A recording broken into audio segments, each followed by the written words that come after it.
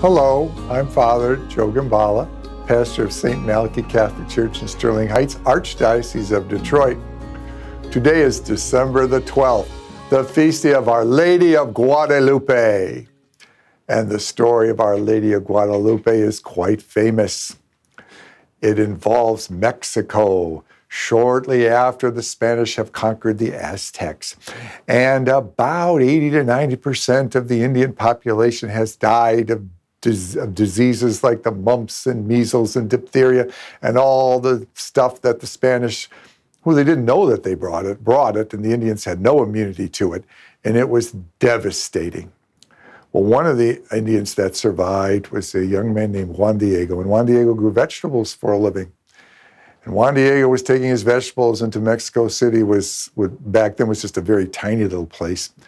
And on the way there, he passed a hill. Now, the Aztecs named their hills, and that particular hill was called Tepeyac, when a lady appeared to Juan Diego. That lady was the Virgin Mary.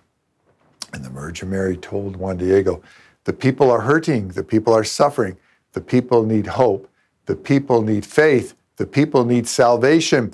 Go to the bishop in Mexico City and tell him to send some priests out here and build a church and start spreading the faith among the people. So Juan Diego walked into Mexico City, sold his vegetables, went to the bishop's house, knocked on the door. The porter opened the door. This little Mexican stands there, looks up at him and says, I want to see the bishop. And the porter slams the door in his face. You know, after all, he's just a little Aztec Indian. Who cares? So poor Juan Diego was walking back home, gets to the hill. The Virgin Mary appears. So what happened? Oh, Juan Diego tells the sad story. And the Virgin Mary looks up to heaven, and roses rain down. And Juan Diego takes his serape. Serape is his blanket. And it was, back then, his only blanket that he would use to wrap himself up in when he was cold, that he would wear with him. And he wrapped up all those roses in his serape and carried it back to the bishop's house, knocked on the door. The porter opened it, and Juan Diego said, I have a gift for the bishop. So the porter let him in. And the porter told the bishop exactly what the Virgin Mary had told him, that the Indians need hope, the Indians need faith, the Indians need salvation, and that priests should be sent out to build a church. And then to prove to the bishop that it was all true, he unfurled his serape to show him the gift of roses. But there weren't any roses.